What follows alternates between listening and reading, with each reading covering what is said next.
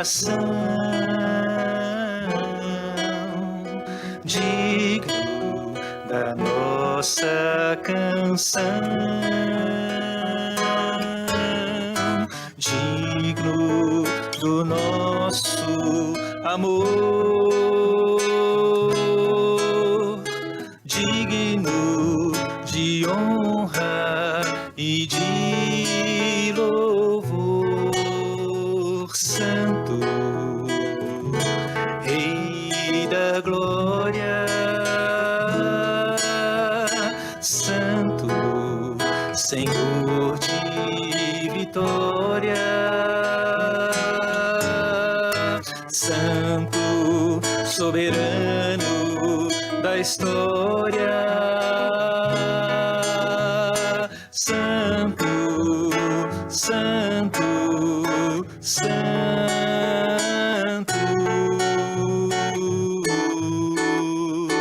glória e majestade,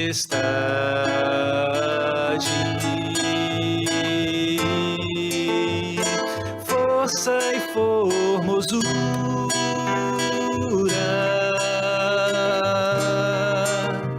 estão diante dele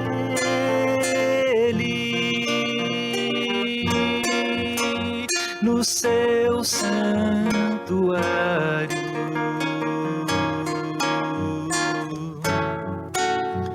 Prostremo-nos àquele que é digno, Santo, que é digno, Santo, que é digno, Santo.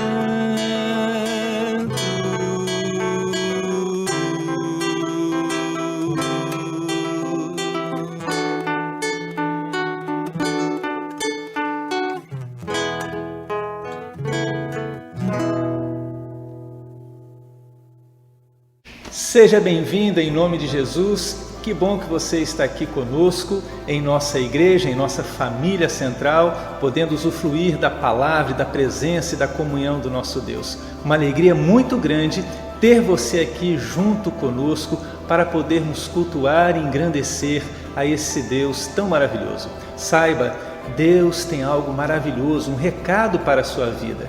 Que o seu coração esteja aberto, a sua mente também, para aquilo que Deus tem a nos falar. Em instantes o nosso culto vai começar. Que Deus possa abençoar a sua vida grandemente. Família Central, vocês já conhecem o nosso canal do YouTube, IPB Central Cachoeiro?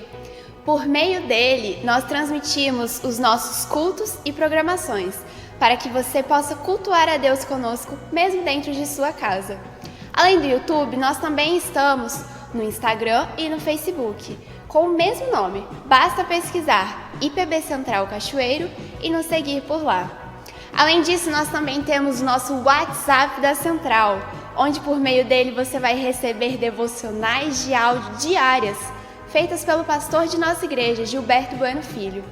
Além disso, você também vai receber os boletins de nossa igreja e comunicados oficiais.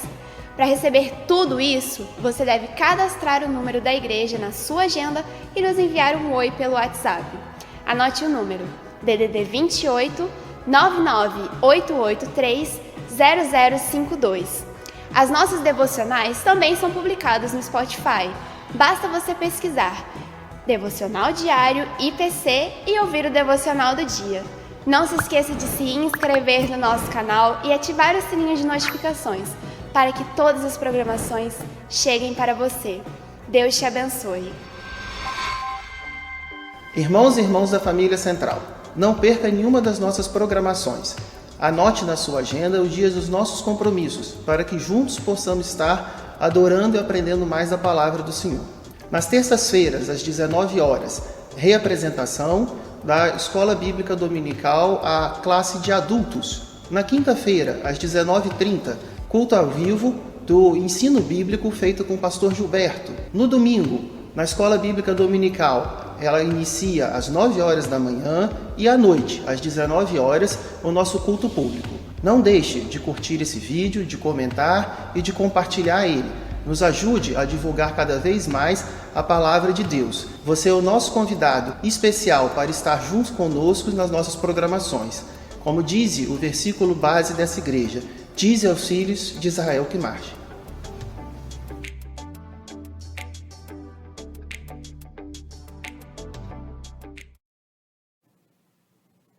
Graça e paz, irmãos.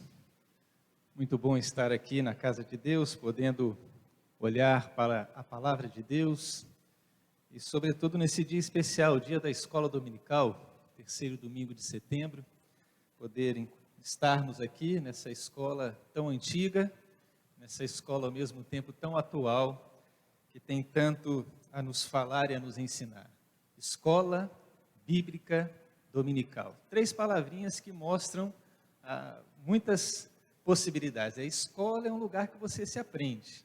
Essa escola, a gente se reúne no domingo. E quando fala bíblica, é que o livro base daquilo que nos faz reunir aqui todos os domingos é a palavra de Deus. Palavra essa tão maravilhosa e que vamos continuar a olhar panoramicamente, e nessa segunda carta de Paulo a Timóteo diz que toda a Escritura é inspirada por Deus e útil para o ensino, com tantas outras finalidades. Por isso, então, deixa a sua Bíblia aberta na segunda carta aos Coríntios. Nós vamos continuar a olhar e... Perdão, não é Coríntios, não. Eu estou com mania, né? Já errei numa outra vez aí. Timóteo, obrigado, bereanos. Os bereanos têm que conferir, isso mesmo, né? Às vezes a mente nos trai e a gente, de uma forma automática, fala algumas coisas. Segunda carta de Paulo ao seu filho na fé, Timóteo. Então, se deixa aberta, e como temos procurado olhar alguma situação histórica, algum detalhe que nos ajude na compreensão da leitura do livro, né? Então, essa é a nossa proposta, olhando panoramicamente os livros do Novo Testamento, né? Então, deixa a sua Bíblia aberta, então, na segunda carta de Paulo a Timóteo. Eu prometo, quando der o primeiro sinal, a minha intenção é terminar, porque nós temos algumas comemorações do dia da escola dominical, né?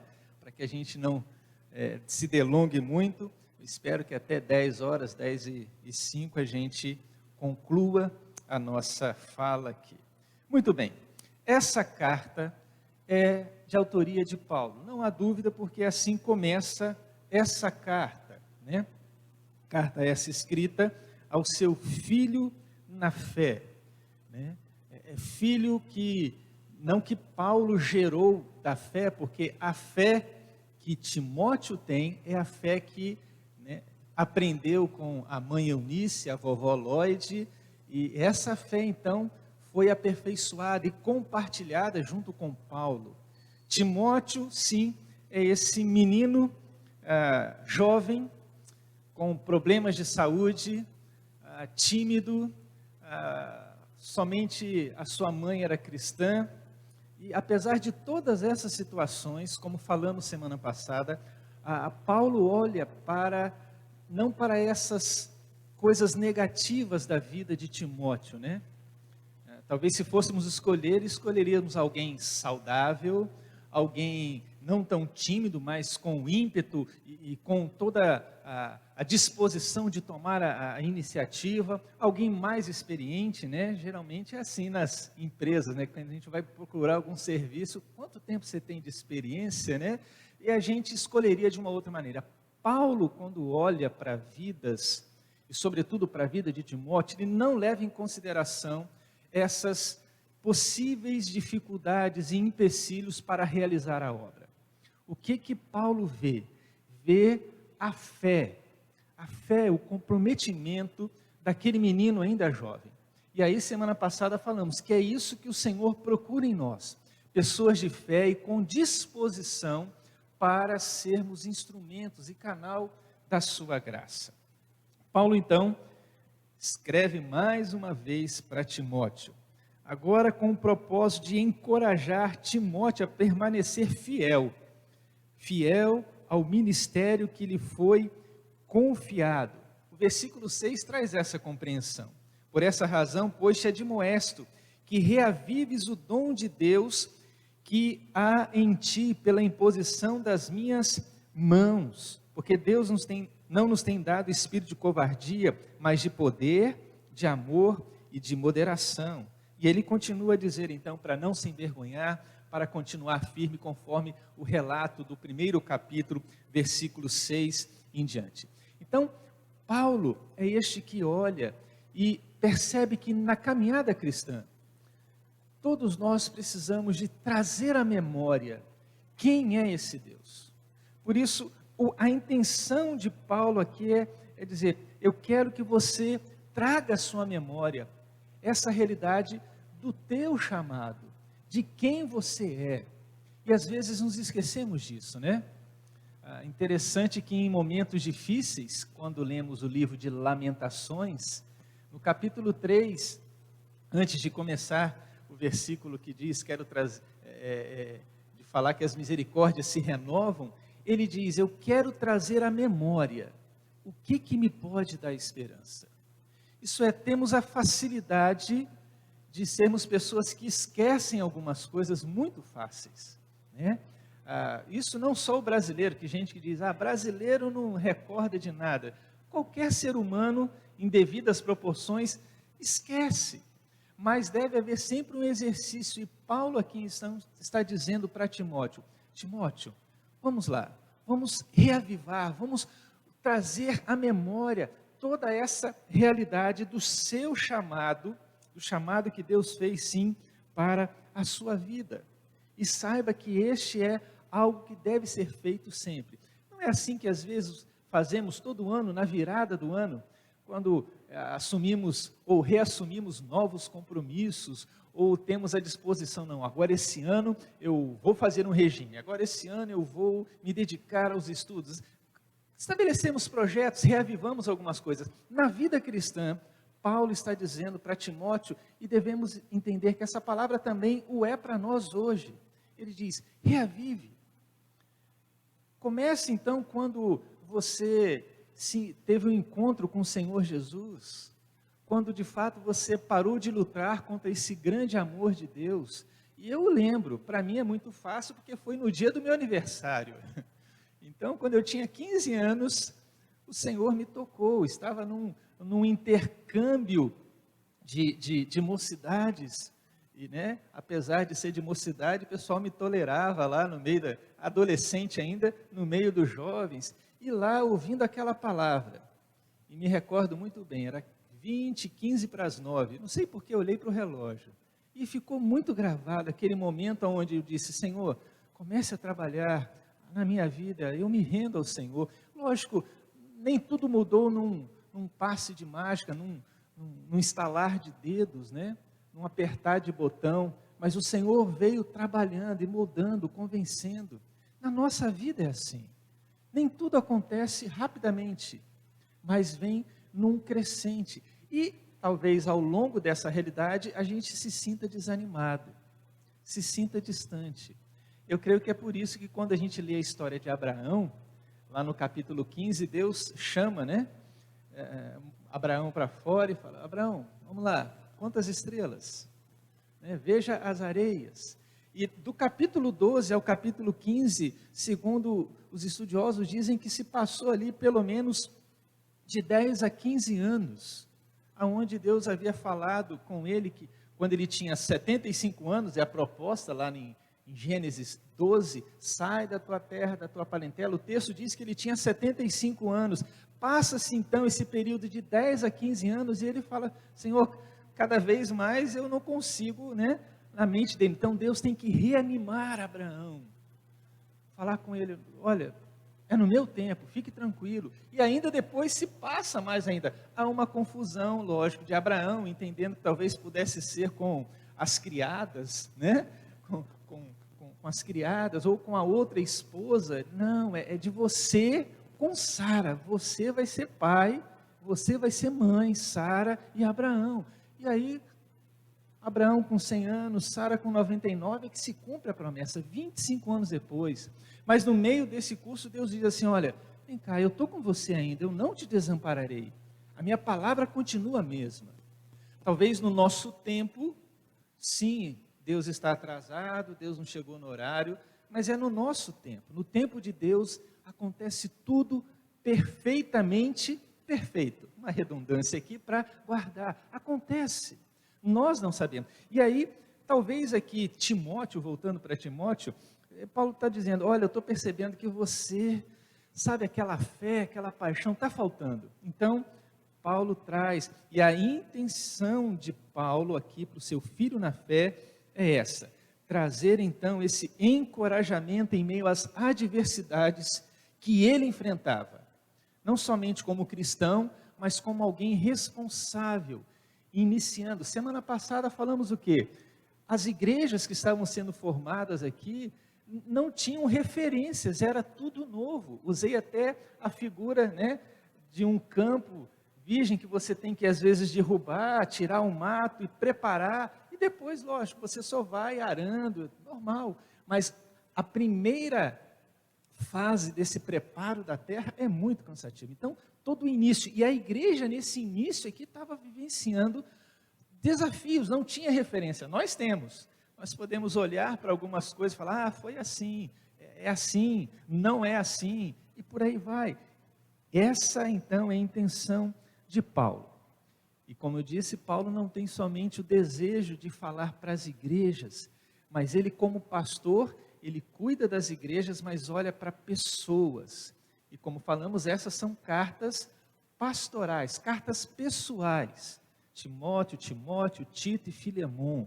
Então Paulo não está preocupado apenas com toda a estrutura e dinâmica da igreja, mas com pessoas, com lideranças, com amigos, com pessoas que foram compradas e redimidas. Essa então é a intenção de Paulo aqui, ao escrever as suas cartas, em específico nessa carta que estamos vendo aqui, a segunda carta de Timóteo. Que período foi este que Paulo escreveu? Qual o tempo? Muito provavelmente os estudiosos dizem que foi por volta do ano 67 depois de Cristo. Isso porque alguns dizem que Paulo morreu próximo ao ano 70, 69, por aí houve o seu falecimento. E aqui Paulo já dá essa dica, quando a gente lê no capítulo 4, versículos 6 e 7, onde ele diz que ele já está entendendo que a sua caminhada aqui já está chegando ao final. Ele está dizendo, eu vou partir, a minha partida está próxima. Mas ele mostra então que enquanto aqui esteve, ele de fato brigou, lutou a boa luta, combateu o bom combate. Então, foi mais ou menos esse período onde Paulo, até o final, se importa com aquela pessoa, se importa com igrejas. E ele então escreve para que aquela paixão, aquele dom, pudesse sim ser desenvolvido na vida de Timóteo como liderança, alguém de fé. Mas vamos lá então olhar panoramicamente a nossa segunda carta ou epístola de Timóteo. Você está com a sua Bíblia aberta aí, você vê. Como sempre, Paulo traz a sua saudação, do versículo 1 ao versículo 5. Ele se apresenta como alguém que é enviado por Deus, pela vontade de Deus e de conformidade com a promessa da vida que está em Cristo Jesus. Isso é, ele é alguém que é enviado não por vontade própria, mas pela vontade de Deus e, sobretudo, diante da promessa de Deus para a sua vida. Promessa essa que gera vida à sua vida.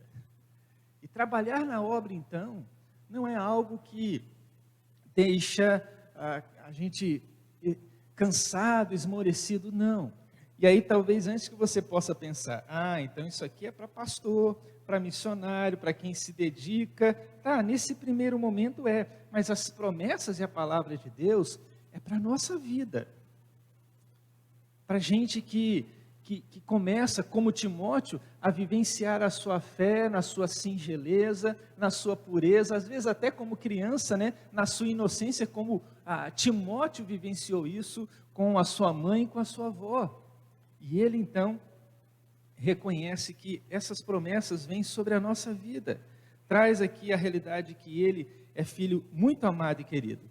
E aí Paulo, vamos dizer assim, para provocar Timóteo e começar a reavivar esse dom que ele tem, mesmo sendo tímido, com a saúde debilitada, mesmo sendo ainda jovem, mesmo não tendo como referência masculina um pai que pudesse instruí-los, né, no caminho de Deus, né, como o fez a sua mãe e a sua avó, mas Paulo dá graças. Ele dá graças a Deus, conforme o versículo 3. E ele ora sem cessar, noite e dia, pela vida de Timóteo e tantos outros, e até com lágrimas, conforme o versículo 4, lembrando da fé que Timóteo tinha, fé, conforme o versículo 5, sem fingimento, a mesma que habitou primeiramente em tua avó Lóide e em tua mãe Eunice, e estou certo de que também em ti. Interessante é o que Paulo quer que ele lembre. Se Timóteo havia feito algum seminário, provavelmente não. Hoje em dia, né, para ser pastor, o presbitério, na realidade presbiteriana, exige que se tenha o curso de bacharel em teologia, para que, tendo esses conhecimentos adquiridos no seminário, o presbitério possa avaliar. E aí, o que o presbitério vai determinar não é somente o curso de teologia, mas o tempo de licenciamento, onde de fato diz assim: Gilberto, toma conta você agora desse trabalho, e nós vamos avaliar como você tem conduzido esse trabalho. Tendo toda essa bagagem adquirida no seminário, como é que você aplica isso? E é a partir daí que se forma pastores. Todo mundo que conclui o seminário não é pastor ainda, sai como teólogo. O presbitério, pensando na igreja presbiteriana, depois de passar por esse processo, né, de licenciatura, ordena pastor. Há alguns que já, enquanto no seminário, já estão trabalhando, o seminário dispensa às vezes. Mas esse é um processo natural, de você ficar 1 ano ou 2 anos sendo avaliado nessa perspectiva. Pensando em Timóteo, ele não havia feito seminário, nenhum curso de capacitação, de plantação de igreja e tudo mais. O que Paulo faz com que ele lembre para que ele continue firme na obra? Aquilo que ele aprendeu pequenininho. Aquilo que as nossas crianças aprendem quando os pais as trazem aqui à casa de Deus, para não somente ir para as salas e aprender na linguagem adequada as histórias e a mensagem da Bíblia, mas também quando estamos num culto ou em outras programações e as crianças nos observam e nos avaliam como que é adorar a Deus, como que é servir a Deus. Paulo então lembra a Timóteo o seguinte: Timóteo, eu não quero botar aqui que você é uma pessoa preparada, que fez seminário, capacitado, nada disso. O dom, o chamado, começa lá, com aquele pequeno começo. Sabe aquela fé que a sua avó tinha, que a sua mãe tinha, e eu creio que está em você? É isso que faz com que a gente se envolva na obra e no chamado. É isso que faz. Então, lembra disso. E por causa disso, então, ele diz: por essa razão, por eu lembrar dessa história que você começou a aprender desde criança, né? E nem tudo, gente, a gente tem que ser tão preciso. E aí, por favor, entenda o que eu vou falar, tá? Para criança. Eu aprendi na escola dominical, por exemplo, que entraram um par de cada animal na arca. Você que conhece a Bíblia vai me dizer, isso está certo ou está errado? Tem até um quadro. Hã?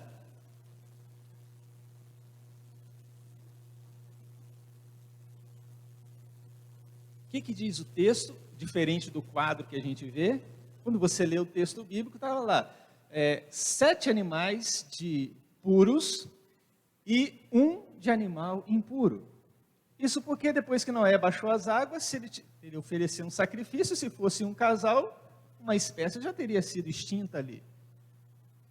Mas eu aprendi que era um casal de cada espécie.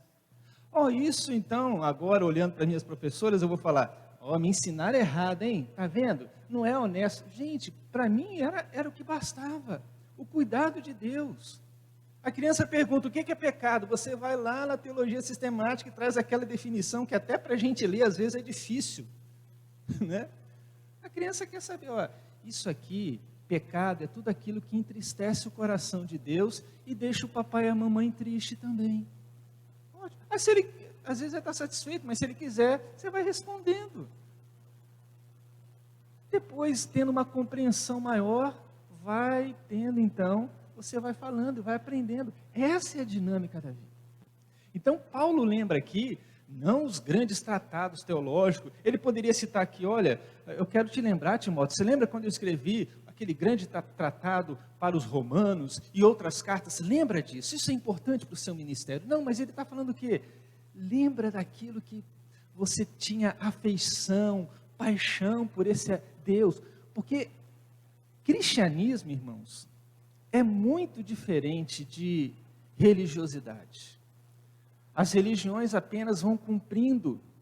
Eu tenho que ir lá, fazer isso, estar de joelhos, falar isso, falar aquilo. Isso não é cristianismo. Cristianismo é relacionamento com Deus. Relacionamento com Ele. Por isso não adianta fazer as coisas por fazer. Quando você lê o Salmo 50, você vê que Deus fala e está chateado e chama gente que frequenta o templo, a sua casa, de ímpios. Diz o ímpio lá que o ímpio recita de cor, sabe as alianças, mas não vivencia aquilo porque faz as coisas mecanicamente. Por isso que aqui Paulo diz, Timóteo, lembra daquela coisa, não é água com açúcar, aquela coisa simples que estava nascendo bonito, né?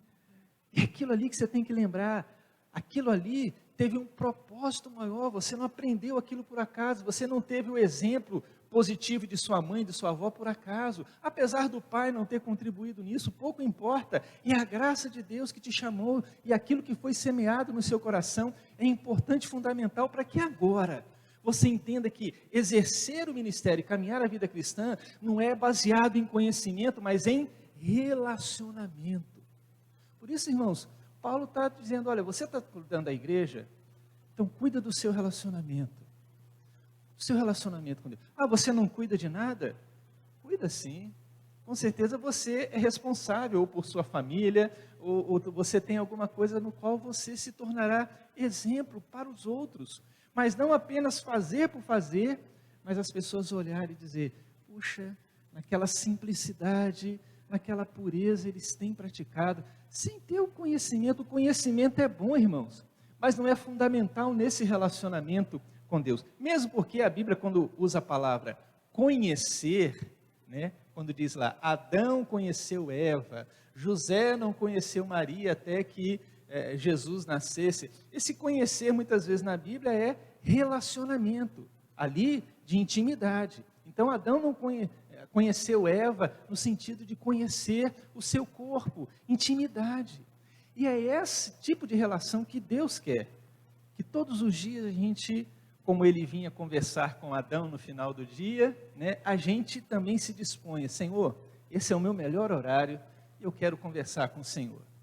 Aí você ouve a Deus lendo a palavra, você fala com Deus em oração, isso é relacionamento, coisa simples, não precisa de muita coisa, e é isso que encanta as pessoas ao redor, e é isso aqui que Timóteo tinha que entender. Timóteo, entenda, é essa a realidade simples do Evangelho. Então, ele começa então a trazer essas considerações depois de dar graças.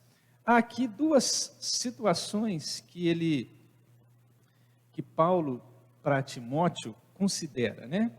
Primeiro ele traz do versículo 6 do capítulo 1 até o capítulo 2, o versículo 13, ele vai trazer alguns encorajamentos e exortações, né? de ânimo para Timóteo no seu ministério. Então ele vai mostrar que deve ter coragem para anunciar a verdade, não se envergonhar, como diz aqui o versículo 8, né? Então, nós temos essa realidade onde ele diz que devemos ser firmes. E a conclusão é, versículo 13 e 14, né? Mantém o padrão das sãs palavras que de mim ouviste com fé.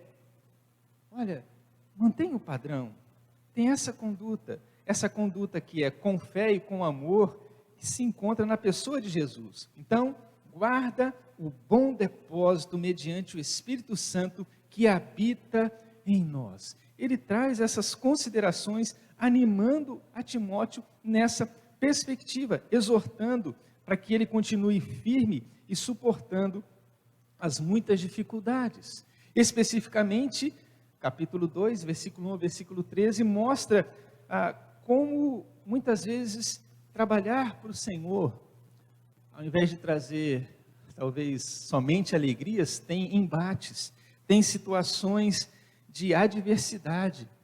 Então ele diz: tu, pois, filho meu, fortifica-te na graça que está em Cristo Jesus. Então, reavives e procura se fortalecer. Esse se fortalecer envolve participar de todas as situações da dinâmica da vida cristã, não somente do ministério. Ele diz, versículo 2, o que você ouviu da minha parte, há então a intencionalidade de que isso se perpetue. Ouvimos aqui de manhã a escola dominical, o primeiro texto lido foi Josué 1:9, quem começou foi o avô do Mateus, né? Primeiro superintendente da escola dominical, meu Deus, esqueci o nome, lembra aí? Itamar? Isso, o vovô Itamar, primeiro superintendente da escola dominical. Então, o versículo 2 vai mostrar essa dinâmica. Ele diz, o que você aprendeu de minha parte, eu aprendi, estou transmitindo para você. O que você deve fazer? Transmite também aos outros homens fiéis. E esses homens fiéis e idôneos possam também instruir aos outros.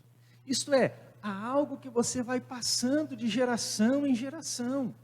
Algo que esse ensino deve ser sempre levado. Não adianta eu olhar, né, para os primeiros fundadores, né, os nossos avós, né, Mateus, fundando aqui, trabalhando, formando a igreja, coisa e tal.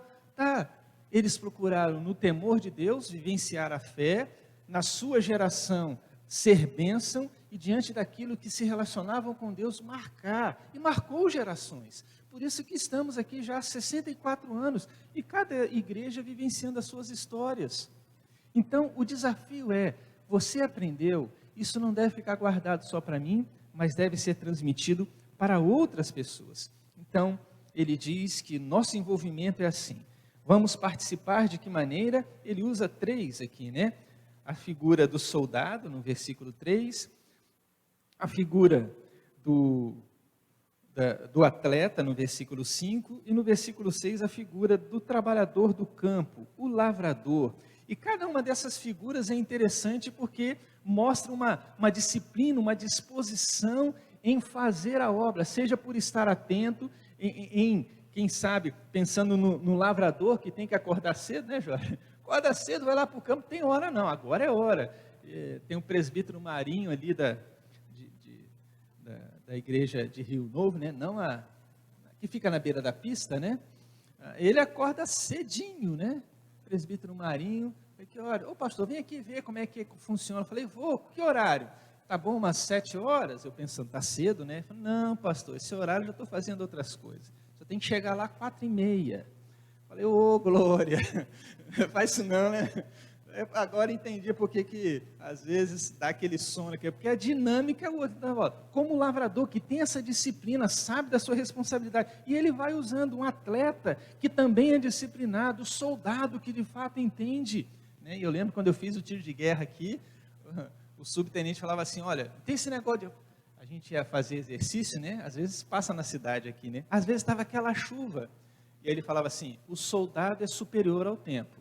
Não sente frio, não sente dor, já ia incutindo aquilo. Então, tá dizendo, E aqui Paulo usa a mesma figura, né?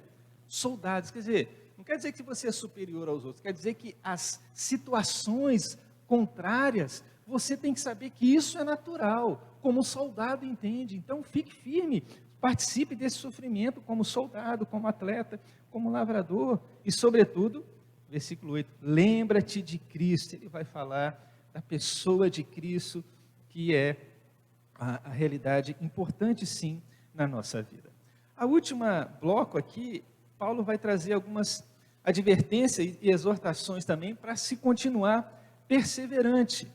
Não somente Timóteo, mas para a igreja, para os irmãos, os discípulos que ele cuidava e pastoreava. Por isso o versículo 14 diz, recomenda essas coisas, dá testemunho solene a todos perante Deus.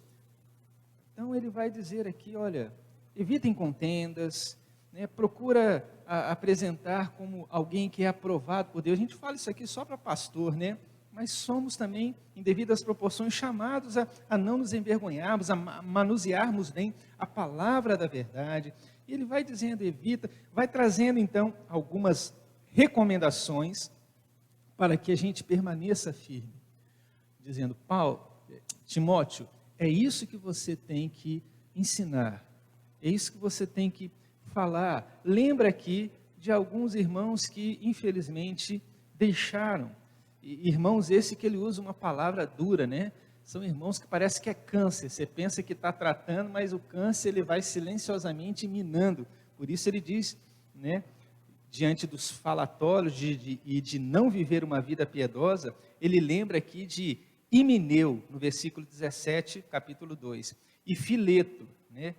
Entre os quais se incluem esses que corroem como câncer. A linguagem dele, o falar dele é um negócio destrutivo. Você pensa que está edificando, o câncer tem esse poder, né? Tem aqueles que você sabe que é câncer, mas na maioria é tudo silencioso às vezes, né? Quando você vai ver as mulheres que fazem, né, tem que fazer o toque, né? Porque é silencioso. Você percebeu alguma alteração, algum caroço, né? Então, que é silencioso o negócio. E às vezes na nossa conversa, no nosso falar, vai entrando coisas que vai corroendo a unidade, o amor de um para com os outros, e isso é muito prejudicial. Paulo então traz aqui essas orientações para que o seu filho na fé, Timóteo, pudesse permanecer firme. A partir então do capítulo 3, nós temos aqui uma realidade interessante. Paulo fala, sabe porém isso, nos últimos dias.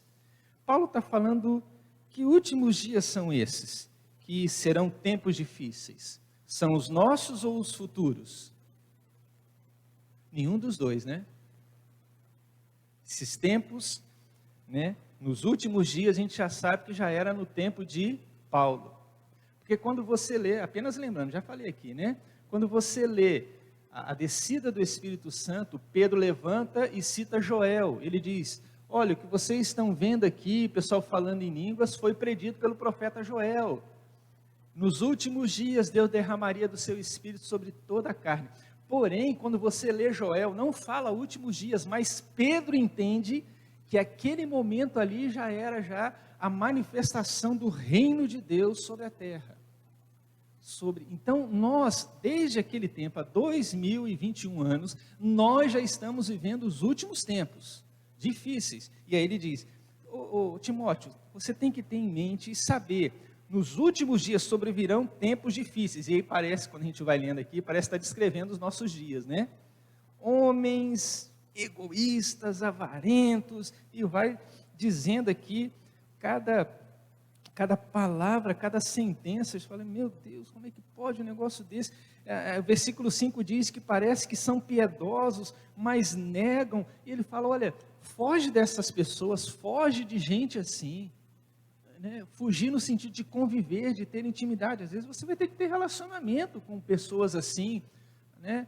Às vezes é um mecânico que cuida do seu carro que não está nem aí para Deus, é alguém que você pega um ônibus para trabalhar, o cara é outra coisa, não professa fé, nem teme a Deus. Então não é esse tipo de relacionamento, mas o tipo de confiança daquilo descrito no Salmo 1, que o prazer está na lei do Senhor, não em pessoas, como diz o primeiro versículo, né?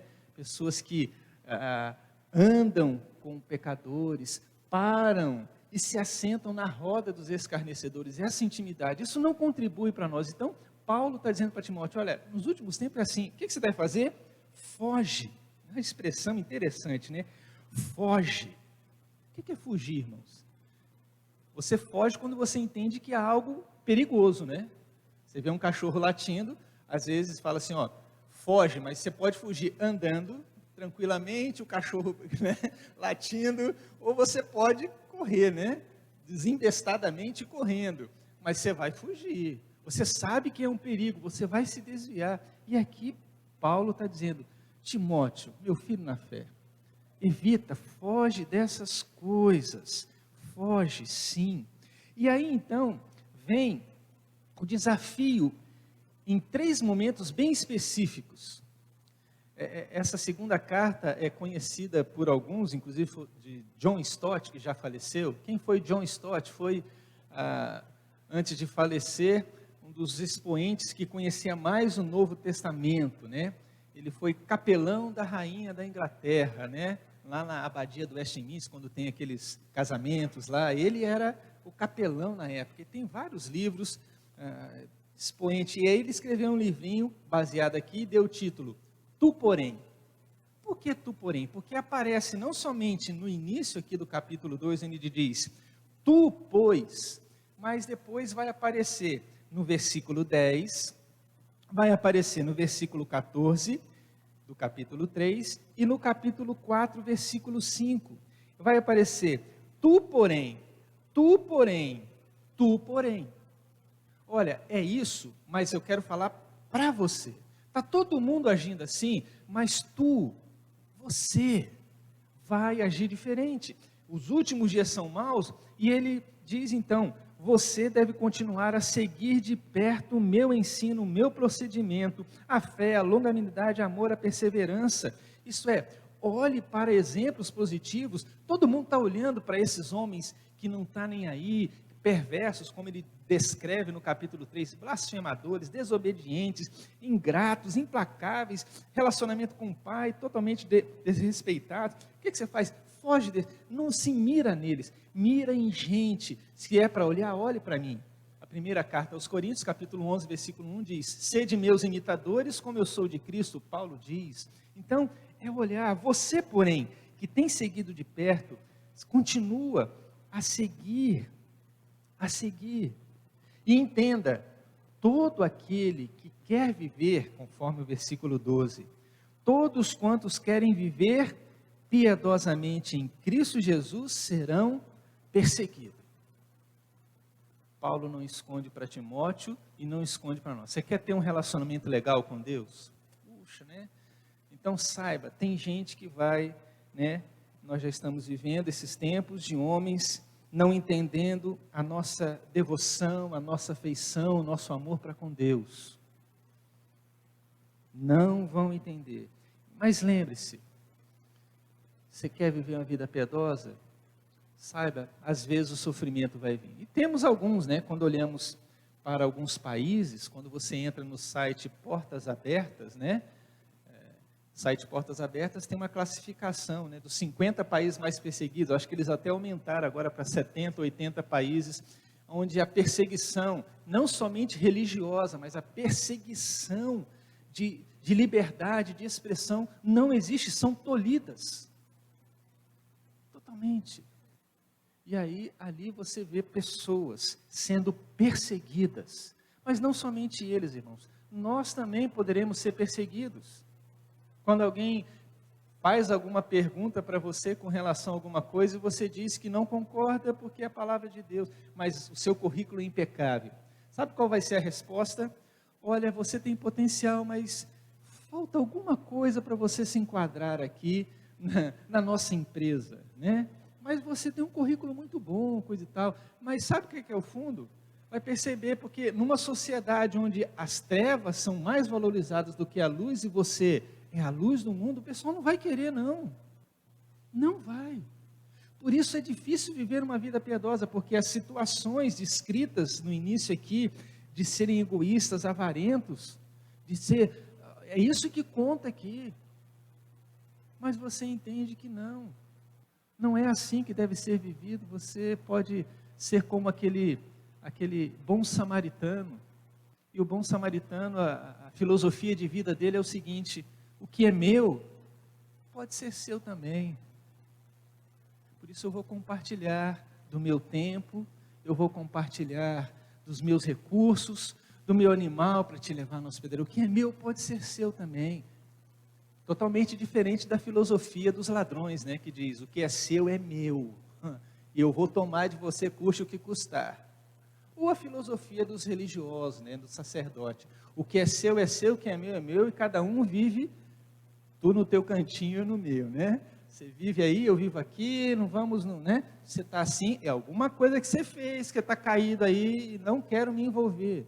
Mas qual que é a filosofia, ou a teologia de vida? Ali é a do bom samaritano, que diz: o que é meu pode ser seu, e isso é aquilo que o Senhor quer de nós. O que nós temos pode ser do outro. É isso que lemos em Atos, né? Gente mais gente, havia necessidade, e aí o que acontece lá? Levanta-se ofertas, Barnabé deposita, vende um campo lá na ilha de Chipre, né? E até hoje é caro, né? Um pedaço de terra lá, e vende, deposita tudo. Aí tem um casal, Ananias e Safira, que, opa, isso aqui é legal, deu fama, né? Olha, se enquadra aqui, né? Homens orgulhosos, arrogantes, né? Que querem receber a palavra, está dentro aqui, veja, naquela época já, né? Aí, vamos vender, vamos. Venderam, depositaram um valor, mas não era todo o valor. Aí Pedro, né? Ananias chega primeiro e fala: Pedro, por que você está mentindo ao Espírito Santo? Os valores não são seus. Se você ficasse com você, qual o problema? Chega, vendiam tanto, eu quero dar tanto, pronto. Agora, por que vocês estão mentindo? Não é para mim, é para o Espírito Santo. E pum, você sabe que caiu. Os jovens, a UMP da época, pega, né, e leva, deu baixa na UPH de mais um homem. Entra a sócia da SAF, né? A Safira, né? Atrasada, não sei porquê, mas, e aí? Ela confirma a história, e olha, a UMP levou aí, o rapaz para fora agora, e morreu também. A conclusão é que, do texto ali, quando você lê Atos 15, é que houve temor na igreja. Então, esse Deus leva o nosso compromisso a sério. E diz também o texto que houve temor de toda a cidade, porque a cidade olhou e viu: o relacionamento que Deus tem com esse povo é sério, Deus não brinca com esse povo. E houve então temor da igreja e da sociedade. Então vejam, irmãos, ele diz: você porém, voltando aqui para Timóteo, né? Você porém, permanece, vai ser difícil? Vai, fique firme. Os homens perversos, impostores, conforme o versículo 13, vão de mal a pior, enganando e sendo enganado. Ótimo? Então segue de perto. Não olha para esses homens, olha para a gente correta. Como diz o salmista: os meus olhos procurarão os santos que há na terra. Volte os seus olhos para eles. Depois, vem o versículo 14 a 16. Um outro tu, porém. Olha, além de seguir, volte-se para a palavra. Volte-se para a palavra de Deus. Você aprendeu isso, conforme o versículo 15, desde a infância, essas sagradas letras que nos tornam sábios para a salvação pela fé em Cristo Jesus.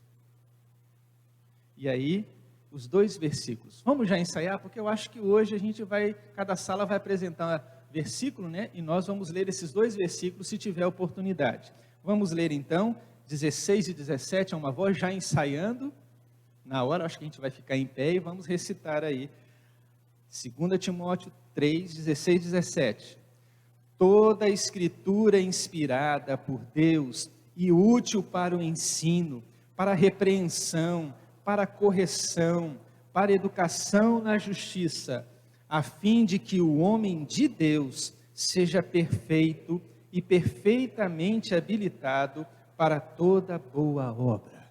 Toda a palavra de Deus, toda a escritura é sim palavra de Deus e traz esses benefícios com esse propósito de quem ama a palavra de Deus, de quem quer se relacionar com esse Deus, nos tornar pessoas perfeitas, isto é, aceitáveis diante de Deus e também capacitadas para fazer a obra de Deus.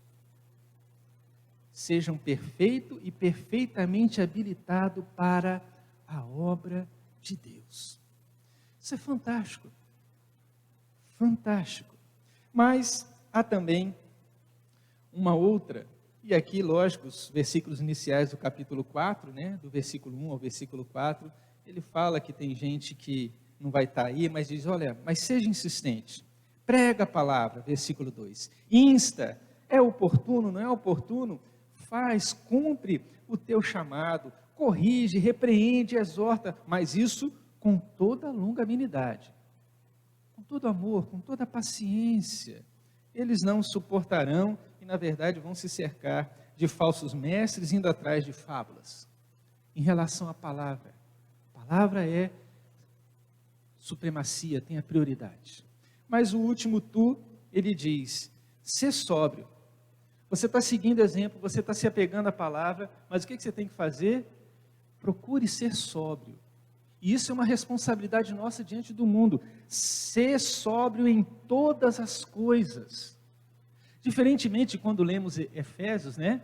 E Paulo recomenda lá, olha, não vos embriagueis com vinho, porque não tem solução. Você apenas vai mascarar o problema, vai disfarçar, mas depois quando você estiver sóbrio, está lá o problema de novo. O fato de você esquecer não fugiu. Mas sabe o que você deve fazer? Conforme Efésios, enchei-vos do Espírito Santo. E ele dá dicas ali de como isso pode acontecer, falando entre vós com salmos, entoando louvores, até se sujeitando uns aos outros, no temor de Cristo. E aí então ele diz, ser sóbrio em todas as coisas, tenha essa sobriedade, continue a suportar as aflições, aonde na Bíblia que diz que a gente não vai passar por aflição, e aqui diz, até Jesus disse, no mundo tereis aflições, mas tem de bom ânimo, eu venci o mundo, eu estou com você. Da onde que a gente tirou que a gente não vai passar, não vai sentir dor da perda, a realidade tão difícil do mundo? Isso não existe. O que existe é Deus está conosco, a sua presença é suficiente, a sua palavra, pessoas ao nosso redor que também professam essa fé, nos sustentarão nessa caminhada. Por isso ele diz, olha, fique firme, seja sóbrio, suporte as situações tão difíceis, aflições, faze o trabalho de evangelista, cumpre o teu ministério. E antes que você ache que ministério é somente a pregar a palavra, Deus deu um ministério para todos nós, conforme a gente vê na segunda carta aos Coríntios. Abre lá para você saber qual que é o seu ministério. Nós já estudamos essa carta. 2 Coríntios, capítulo 5, versículos 18 e 19. Ora, tudo provém de Deus, que nos reconciliou consigo mesmo por meio de Cristo e nos deu o quê? O ministério. Ministério de quê? Da reconciliação. Então, todo crente tem esse serviço. A saber, mas que serviço é esse? Meu serviço é anunciar que Deus estava em Cristo reconciliando consigo o mundo, não imputando aos homens as suas transgressões, e confiou-nos a palavra da reconciliação. De sorte, então, que nós somos, conforme o versículo 20, embaixadores. O que é um embaixador é aquele que não é daquele país, mas está ali. Ele é um peregrino. Ele vivencia dos costumes, mas ele sabe que há um outro país que é o país dele, igual nós aqui, irmãos, estamos de passagem, somos peregrinos aqui neste mundo, vamos usufruir de algumas coisas, ar-condicionado e tudo mais, tem irmãos que se reúnem embaixo de árvore, né, e nesses países aí, mas vamos usufruir, vamos, mas a nossa casa é aqui, não, há um destino maior, e a Bíblia deixa bem claro, dizendo, estamos aqui de passagem, somos peregrinos, mas enquanto peregrinos, somos sim embaixadores e temos esse chamado, esse propósito a ser realizado. Por isso, aqui nessa segunda carta, Paulo então estimula ao seu filho na fé a fazer isso. E conclui como falamos no início. Olha, eu diante daquilo que eu coloquei para você, que você deve se envolver, daquela fé que você aprendeu, eu olho para a minha vida e vejo, valeu a pena. Valeu a pena ter vivido essa vida.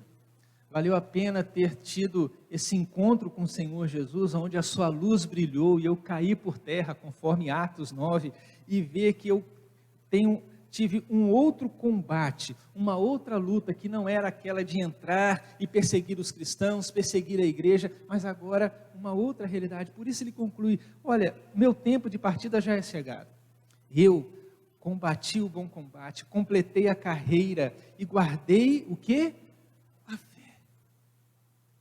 A fé. A fé. E é isso que no final de nossa vida, não sabemos quando isso acontecerá, a gente possa ter essa certeza, valeu a pena ser cristão, servir, valeu a pena de fato seguir essa proposta de Deus para a minha vida, mesmo não sendo um pastor, um missionário, um evangelista de tempo integral, mas vivendo na minha vida, no meu serviço diário, testemunhando dessa palavra de Deus. Ele diz, já agora a coroa já me está guardada, tem certeza da sua recompensa, do seu galardão, desse reto juiz que me dará naquele dia, não somente a mim, mas a todos quantos amam a sua vinda. Não somente Timóteo, mas a todos. E nós estamos nesse todos aqui, não é, irmãos? Nós amamos o Senhor, não amamos? Amamos. Eu amo o Senhor e quero amar. E existem várias maneiras de demonstrarmos amor para com o Senhor. E que possamos usar todas essas maneiras para demonstrar amor.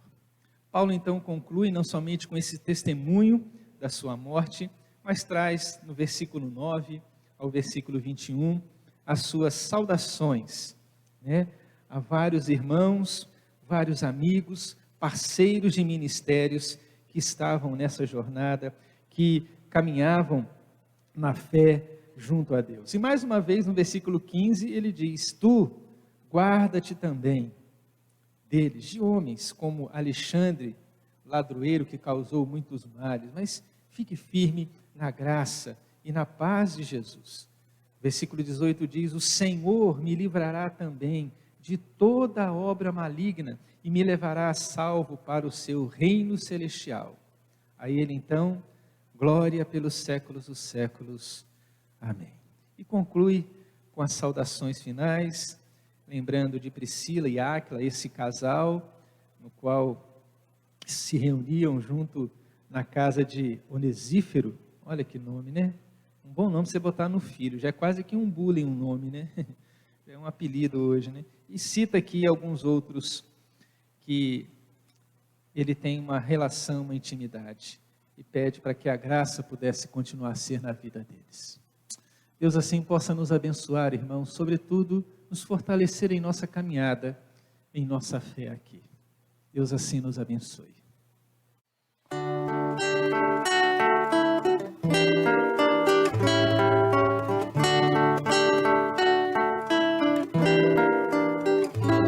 O Senhor te abençoe e guarde a tua vida, resplandeça o seu rosto sobre ti.